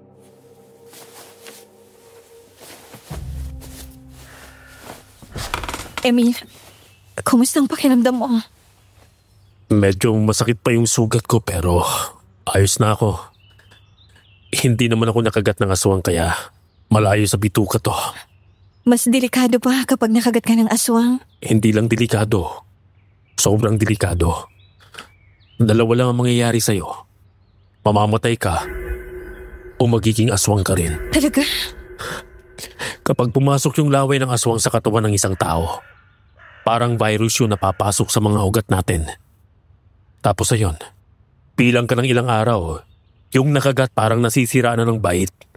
Uhaw na uhaw at gutom na gutom, pero hindi makontento sa pagkain ng tao. Buti na lang pala. Salamat sa pagtulong sa akin para labanan sila. Siyempre, hindi naman kita pwedeng pabayaan na lang. Pero teka, kanino palang kubo ito? Sa akin. Lupa naman to ng tatay ko. Pinamana sa kanya ng mga magulang niya tapos pinamana niya sa akin. Kapag gusto kong lumayo muna at makapag-isip, dito ako pumupunta. Ang ganda. Malapit pa sa ilog. Kaya ang daling nawala ng stress ko. Alice. Alam ko maaga pa para dito pero hindi ko na mapigilan ang sarili ko na hindi sabihin sa'yo to. Ang alin? Mahal kita.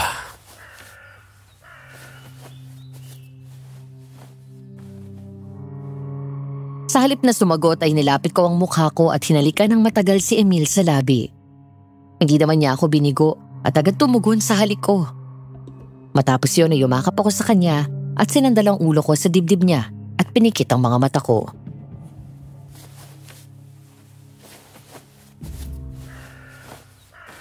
Mahal na rin kita, Emil. Ang lalim nun Para saan yun? Naalala ko lang kasi yung nangyari kagabi. Sobrang takot ko nang masaksak ka ni Vito. Ang akala ko, may mangyayari ng masama sa'yo. Wala yung mangyari yun. Pwede nila akong masaktan pero hindi nila akong mapapatay. Dahil may suot akong protection.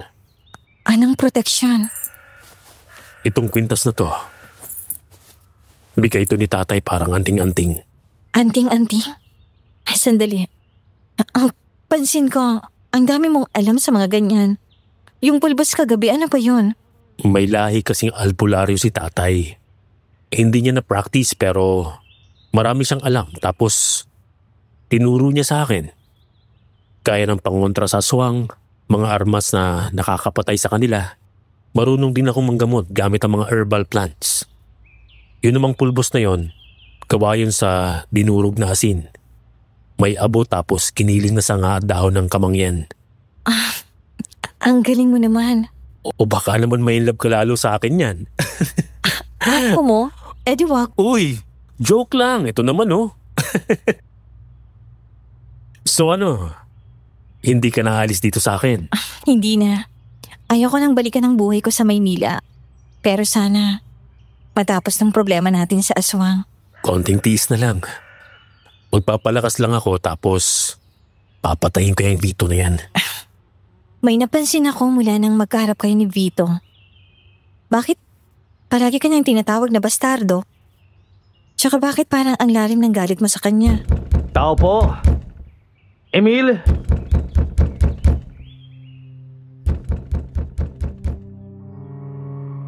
Sabay kaming napalingon sa pinto matapos marinig ang pamilyar na boses na yun. Dahil sa kalagayan nito, ay ako na ang tumayo at nagbukas ng pinto. Ganun na lang ang gulat ko nang makita si Kuya Dexter na dala ang mga gamit ko. Kasama nito si Lola Iska at isa pang alalay na may dalang 2 bayong ng pagkain na may mga gulay, karne at isda.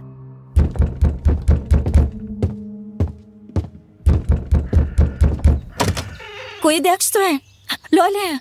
Anong ginagawa niyo dito? Hi, Alice. Kuya, pasok kayo.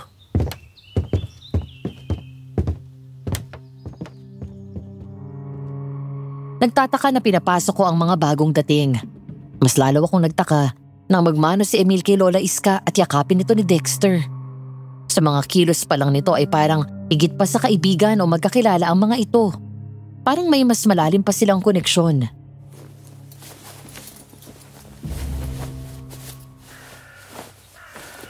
Alice, eto na yung mga gamit mo. Pasensya ka na kung ngayon ko lang nadala. Palagi kasing nasa bahay ang mami.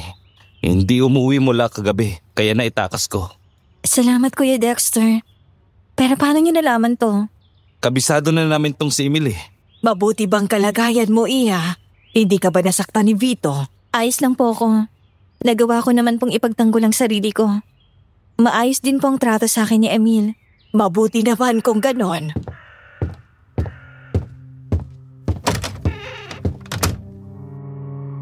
Nang pumasok sa loob ng kwarto si Lola Iska, pasimple akong nakinig sa usapan nila habang tinitingnan ko isa-isa ang mga gamit sa bag at bagahe ko. Sinubukan kong buksan ang phone ko pero wala na itong baterya, kaya agad kong chinarge yun. Mabuti na lang at may kuryente doon kahit nasa loob kami ng kakahuyan.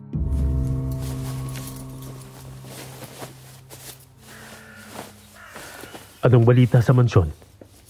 Hindi sila umuwing mag-ina. Tsak na doon pumunta yun sa ponyong na yun. Yung aswang na tumulong kay Mami? Oo.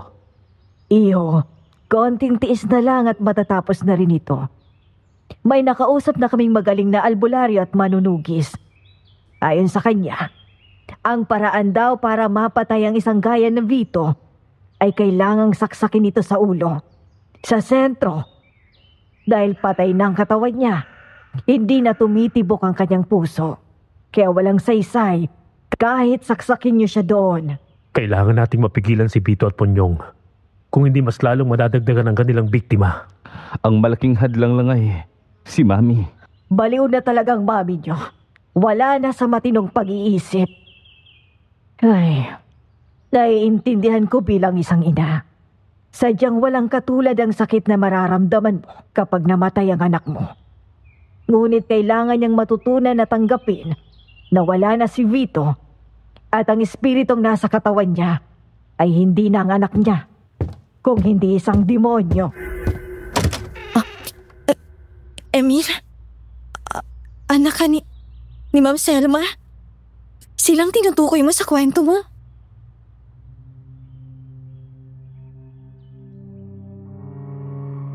Nang malaman ko ang totoo ay hindi na ako kumibo pa kay Emil. Hanggang sa makaalis na sila Kuya Dexter at Lola Iska ay tahimik pa rin ako. Nang matapos na ang hapunan namin ay sinubukan kong mag-text kay Amor. Pero wala namang signal doon. Kaya sinilid ko na lang ulit sa bag ko ang cellphone. Muntik akong mapatalon sa gulat nang mula sa likod ay niyakap ako ni Emil.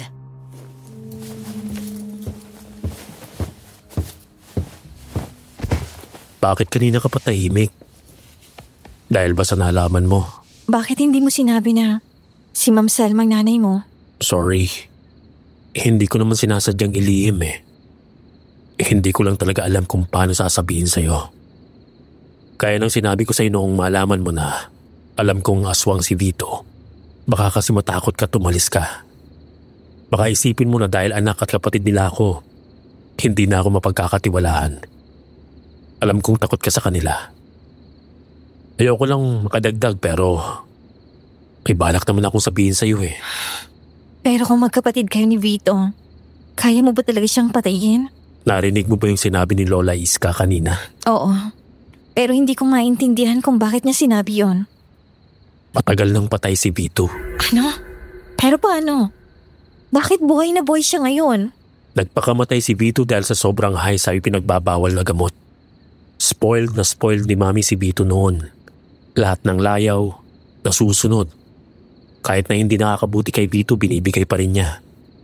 Kasi nga, siya ang paboritong anak. Si Kuya Dexter, neglected.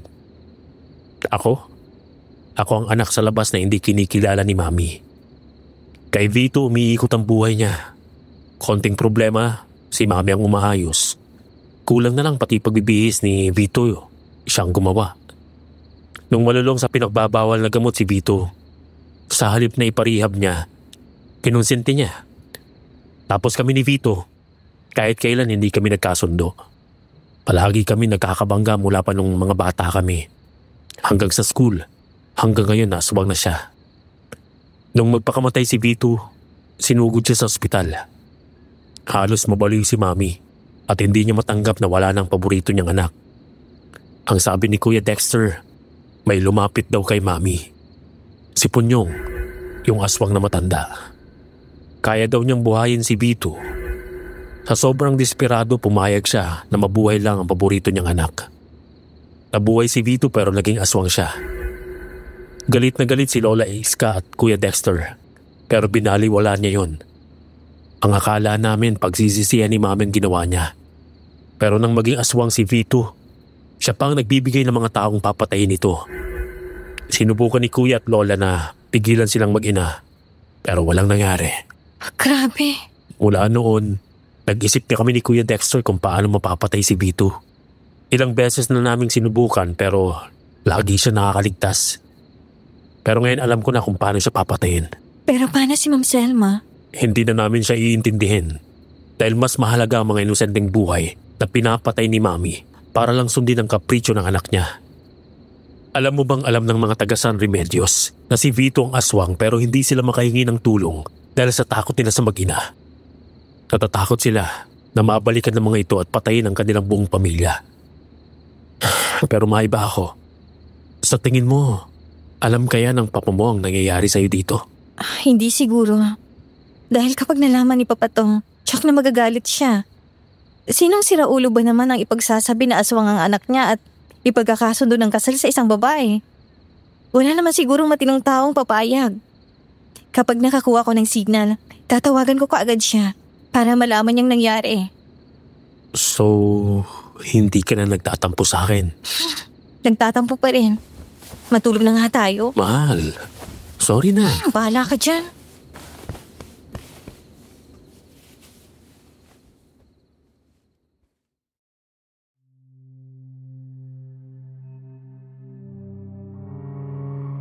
Alas 3 ng hapon. Habang naghihintay ako kay Emil na pumunta saglit sa bayan ng araw na yon, naglalakad-lakad ako sa labas ng kubo at naghahanap ng signal. Hanggang sa ilang metro pa lang ang layo ko mula doon, biglang nanlaki ang mata ko sa tuwa nang makita na nagkaroon ng 3 bar na signal. Madali kong tinawagan ang daddy ko at laking tuwa ko na sinagot naman niya yon.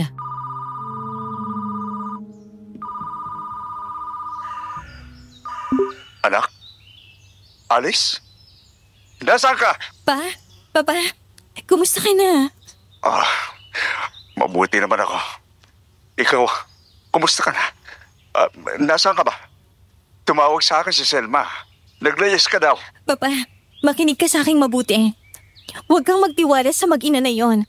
Hindi tao si Vito. Aswang siya. At si Ma'am Selma, konsentidora yon.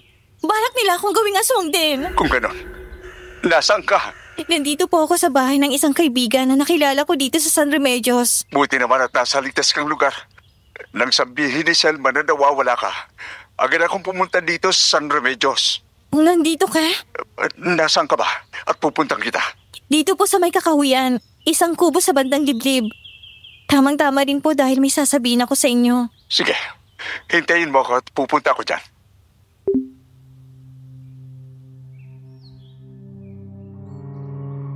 Naramdaman ko ang saya ng tawagin akong anak ni Papa, Madam Venus. Naisip ko, sa wakas ay naramdaman ko rin ang malasakit niya sa akin. Excited akong bumalik sa kubo. Lumipas sa mga oras, dumating na si Emil. Sumapit ang gabi, pero hindi dumating si Papa. Dahil doon ay muli akong nalungkot.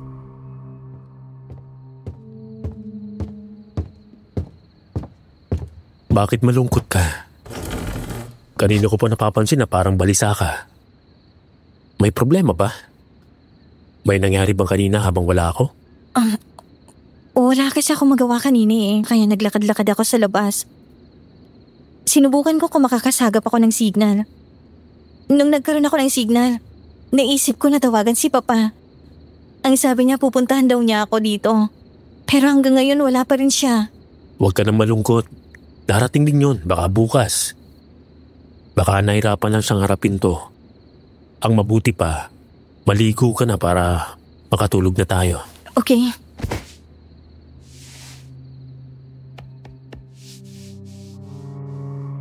Hindi ako tumanggi nang yakapin ako ni Emil. Ilang sandali pa, nagtaka kami nang may marinig kaming boses na tinatawag ako mula sa labas. Sa halip na hayaan akong lumabas ng kubo, agad kinuha ni Emil ang itak at hinanda ang mga gamit panlaban sa aswang at sumilip sa bintana. Bukod sa madilim na paligid, may isang ilaw mula sa kalayuan ng aming naaninag.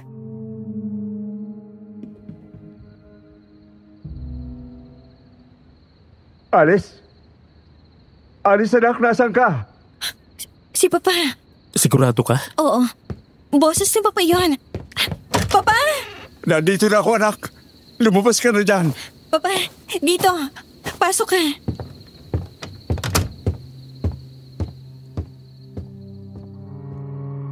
Lumabas kaming dalawa ni Emil at sinalubong si Papa.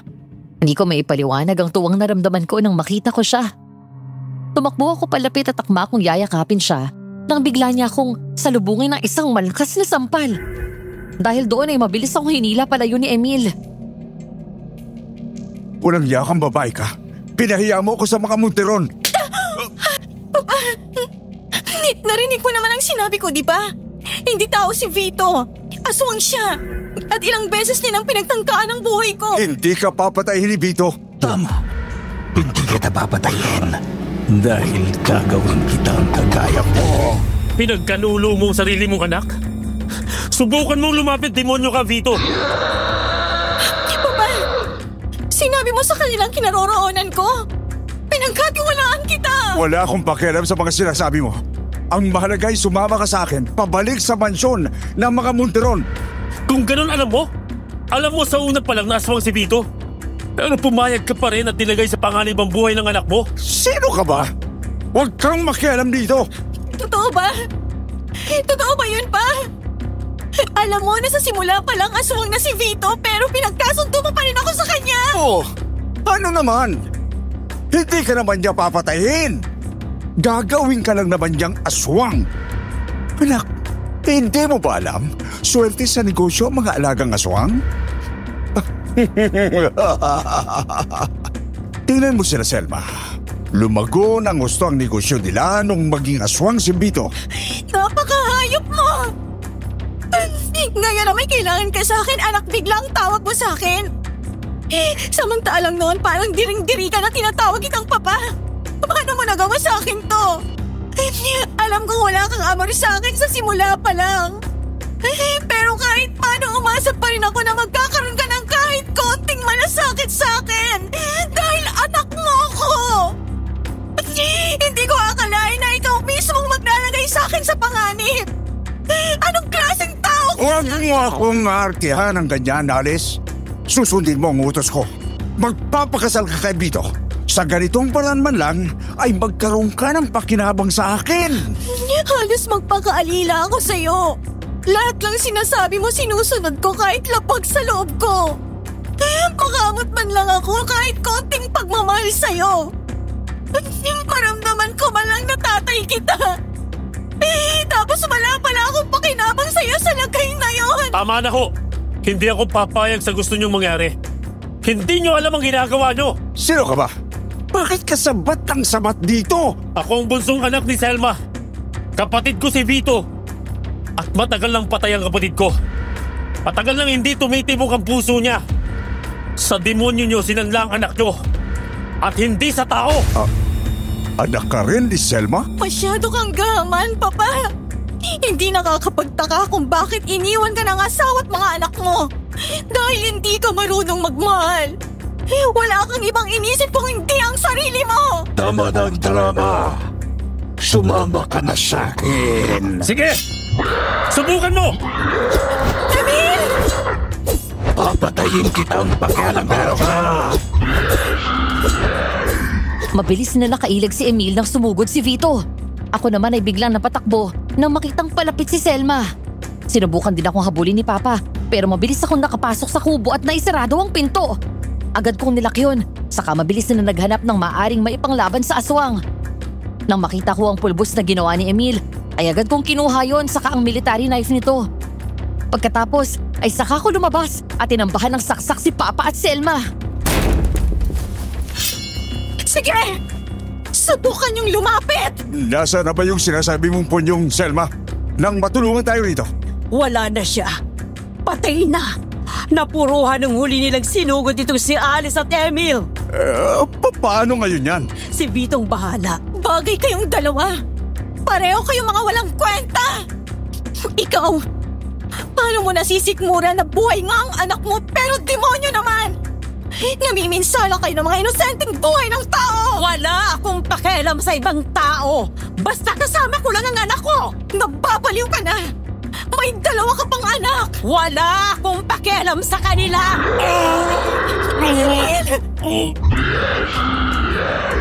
Nang subukan akong sunggapan ni Selma ay mabilis kong ginalaw ang kamay ko at nadaplisan siya ng talim ng hawak kong kutsilyo.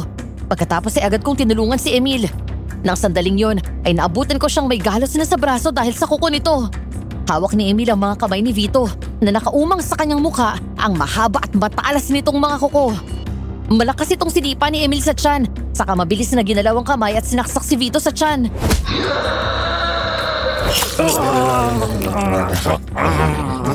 Anak!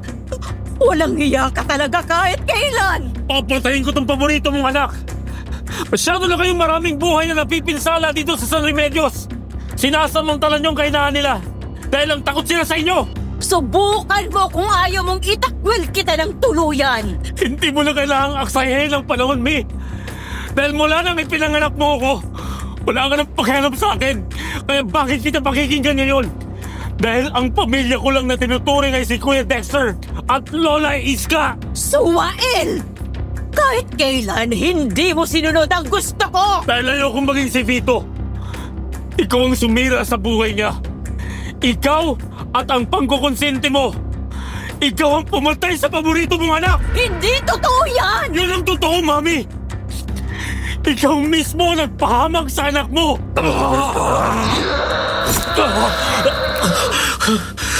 Bitaw mo siya! Walang iya kang babae ka! Papatayin kita! Nang muling mahagip ng kuko ni Vito si Emil, ay mabilis ko itong binato ng pulbos sa mukha. Nalapnos ang balat nito sa mukha na parang nabuhusan ng asido. Matapos yun ay napaluhod dito sa sakit. Nagmamadaling nilapitan ito ni Selma at natatarantang dinaluhan ng anak. Anak! Ang mukha mo! Huwag kang mag-alala. Si Mami ang Huwag kang magtitialan! Nagulat kami nang biglang sinakal ni Vito ang ina. At nang tumayo ito ay sinama nito si Selma habang nanggigigil sa galit. Isang klase ng galit na ngayon ko lang nakita sa mga mata ni Vito. Hanggang sa ang sakal na yon ay humigpit ng humigpit na nagsisimula ng magkulay violet ang mukha ni Selma. Vito! Bitawan mo si Mami! Tama na! Pagod na akong sundin ka! Ikaw ang may kasalanan ng lahat! Ikaw lang naman na may gusto nito, di ba?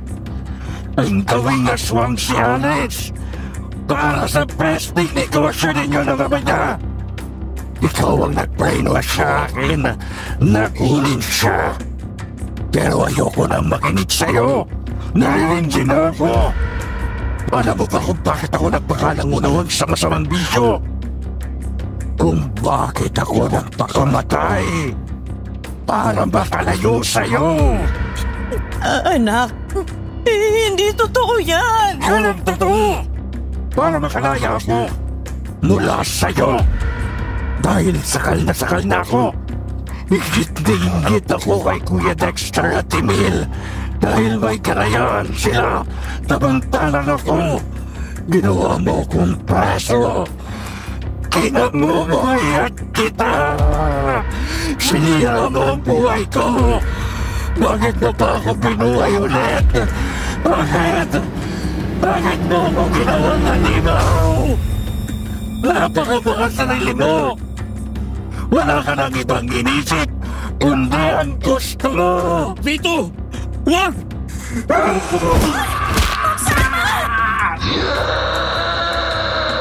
Hinagis ni Vito ang kanyang ina at tumama ito sa puno. Nakaramdam ako ng awa kay Selma ng mga sandaling yun, Madam Venus. Inang-hina na sinubukang tumayo nito kahit na umaagos ang dugo mula sa noo dahil sa pagtama ng ulo sa puno. Matapos yun ay muling sinugod ni Vito si Emil. Papatayin ko kayong lahat!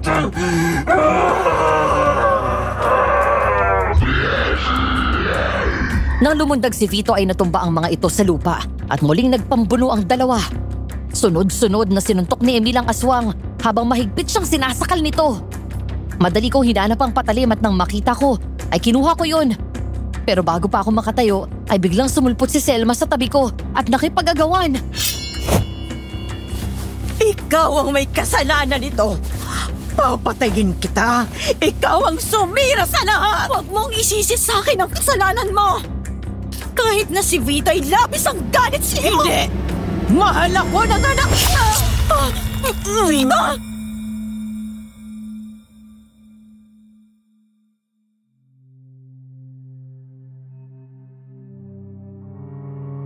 Hindi ko alam ang eksaktong nangyari. Basta nakita ko na lang sa malayo si Emil na tulala. Sa halip na naglalaban, nakita ko na lang si Vito na nasa likod na ng ina. Pagkatapos ay biglang lumiyad si Selma. Maya-maya ay umagos ang dugo mula sa bibig nito. Nang matumba ito ay sinundan nito ng tingin ng ina habang tumutulo ang dugo mula sa mga kuko nito.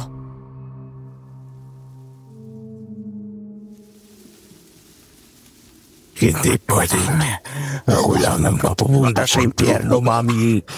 Kailangan magkasama tayo. Mami! Bakit mo siya pinatay? Alam kong mali ang mga desisyon niya pero pagkatapos ng mga ginawa niya para sa'yo? Dahil baka buhayin na naman niya ako kapag namatay ako. Alam mo ba kung bakit kita hinahabol, Alice? Dahil ang dugo mo ang pinakamatamis na dugong natikman ko mula nang naging aswang ako. Kahit natakot ka sa akin, hindi ka nagpasindak. Pinakisamahan mo pa rin ako. Noong nasa kotse tayo at hinatid kita sa apartment mo, pakiramdam ko, normal na tao ulit ako. Lumalabas, nakikipag-date. Sayang, hindi kita nakilala ng mas maaga. Pero huwag ka mag-alala. Hindi na kita gagambalain pa. Malaya ka na. Paano ka? Saan ka pupunta? Pagod na ako. Gusto ko nang magpahinga. Emil, patayin mo na ako. Gawin mo na yung dapat mong gawin. Wala na si Mami. Wala na magdidikta sa akin kung kailan ako dapat mamatay at mabuhay. Vito! Totoo ang sinabi ko. Mas malaki ang inggit ko sa'yo. Kaya galit na galit ako. Dahil mas natitikman mo pa ang kalayaan kumpara sa akin. Kaya sige na, gawin mo na. Pero Vito... Sige na!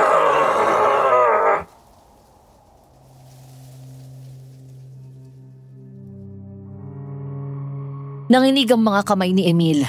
Sa isang iglap ay naduwag daw siya at biglang natakot na patayin si Vito. Kahit napatay na ang puso nito, naramdaman namin ang sakit na dala niya buong buhay niya. Ang maging preso ng sariling ina. Hanggang sa napasigaw ako ng malakas nang biglang sumugod si Vito kay Emil.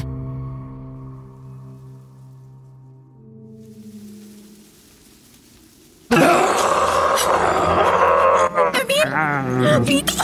Huwag!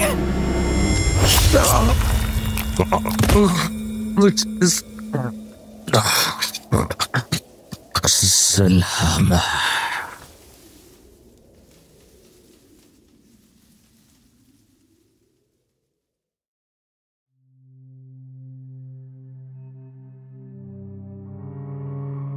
Pormal lang mukha na nilapag ko ang resignation letter ko sa ibabaw ng office table ni Papa. Hindi ito makatingin ng diretso sa akin. Halatang guilty. Dahil noong nagkagulo sa kubo matapos akong ipagkanulo kay Vito at Selma, siya ang kauna-unahang tumakas at pinabayaan kami.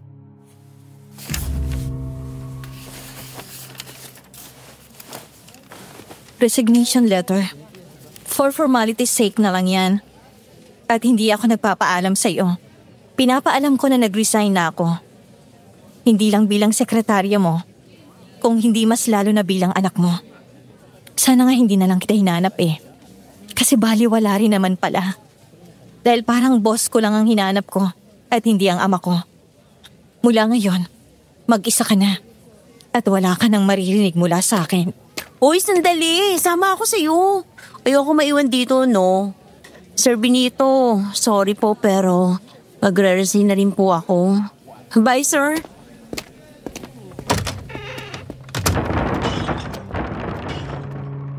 Nang makalabas kami sa kwarto ay narinig namin ni Amor na nagbagsakan at nabasag ang mga gamit. Pero hindi ako bumalik para tignan kung anong nangyari. Diretso akong lumabas ng gusali at lumapit sa naghihintay sa aking sasakyan.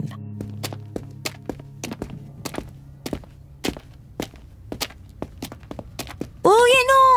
Tuloy na tuloy ka na ba? Oo, doon ako maninirahan. Sana naman kaya ako maghahanap ng trabaho nito. Nangangailangan si Kuya Dexter ng bagong secretary. Siya na nag-take over ng kumpanya. Kung gusto mo, recommend kita. Ay, sige. Tawagan kita kapag nakausap ko na siya. For the meantime, ako muna ang acting secretary niya. Eh, ba't ayaw mo na ikaw magtrabaho doon? Mas gusto kong tulungan si Emil sa bukid. Sige na, aalis na ako. Bye! Susunod ako sa'yo doon.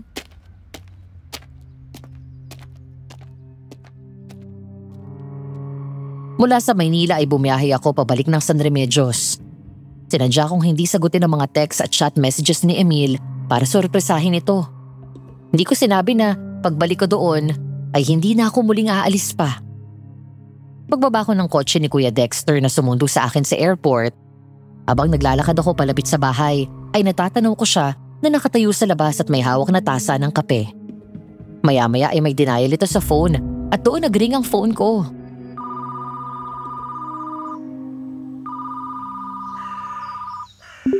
Hay, salamat mahal. Tumawag ka na rin. Nag-alala ako sa'yo eh.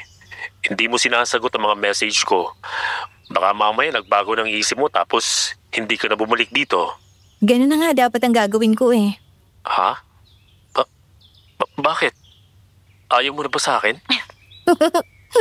Joke lang. Lingon ka. Lingon? Mahal!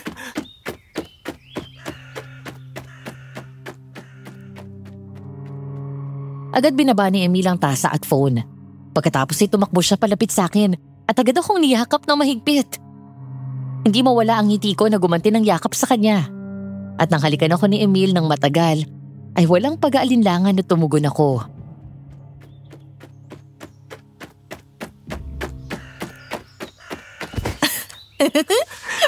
Ikaw talaga, nanakot ka pa. Sorry na. Bakit ngayon ka lang? Sabi mo, sandali ka lang sa Maynila. Inayos ko pa kasi yung mga gamit ko din sa apartment. Pinamigay ko na yung iba kasi dito na ako titira. Umalis na rin ako sa trabaho kay Papa. Talaga? Dito ka na talaga? Magsasama na tayo? Oo. Mula ngayon, tutulungan na kita sa bukid. At dun sa negosyo na iniisip mong itayo. Pagtutulungan natin yon hanggang sa lumago. Salamat. Hindi mo alam kung gaano ako kasaya ngayon. Mahal na mahal kita, Alice. Mahal na mahal din kita.